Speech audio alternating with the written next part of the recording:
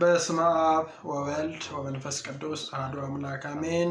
በስመ አብ ወወልድ ወመንፈስ ቅዱስ አሐዱ አምላክ አሜን።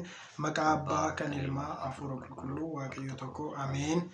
maatii waaqayyo hundi keessanuu biyya alaaf biyya keessa jirtan maqaa waaqayyootiin attam turtanii attam yoo nageessanii ameen. maqaan waaqa keenyaa maqaan uumaa keenyaa fayyisaa addunyaa kan galatoome haa ta'u. baga ayyaana dubroo maaramiitiin isin gahe jecha guyyaa har'aa faaruu akka nu affeeru obboleessa keenya nu gidduutti argameera. faarfataa diyaaqoon hiikaa bultii ni beektu jedheen yaada. faarfataa baay'ee jaallatamaa fi kabajamaadha. biyya keessa naannee tajaajilaan kan faarfachaa jirudha. har'a faaruu tokko waliin faarfannaa. faaruu isaa keessaa tokko isin affeeraa nu waliin ta'a. waaqayyoon dhageenya wajjin haa ta'u.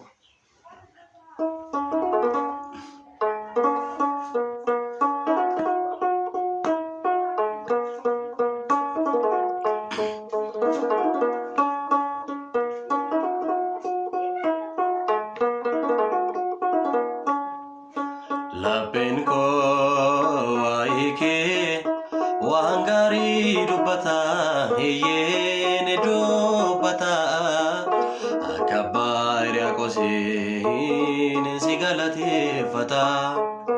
Lapen ko waike wangari dubata yene dubata akabari akosin sigalati fata.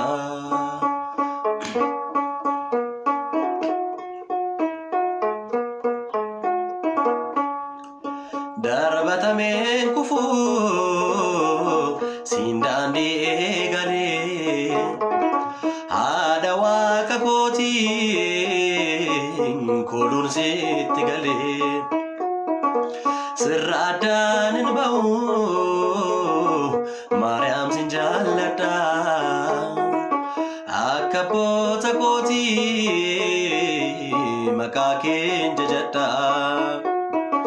Lapen ko waike wangari dubata eyene dubata akabairi akosin sigalati fata.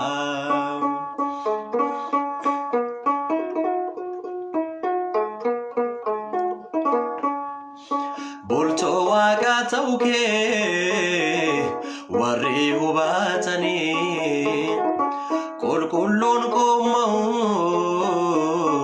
miila keet kufani. ogummaan lafarraa kan isaan hin bitne si waammachuudhaafis yoomiyyuu hin callisne.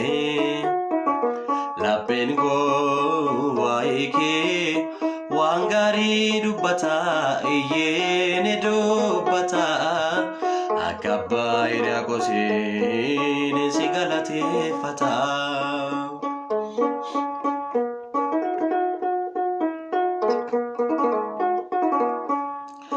yosi jibbaniyu warri hin amanne kan mi'aake bare lapensa siniganne.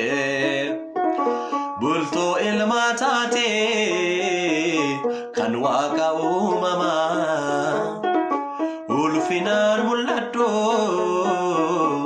ati yeroo hundumaa.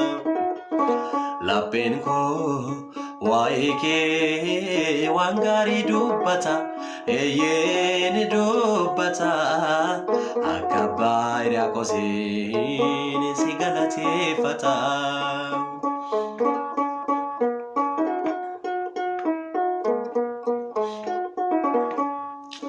magala waaqayyoof gaarri imbaaqomi malit fakkeessina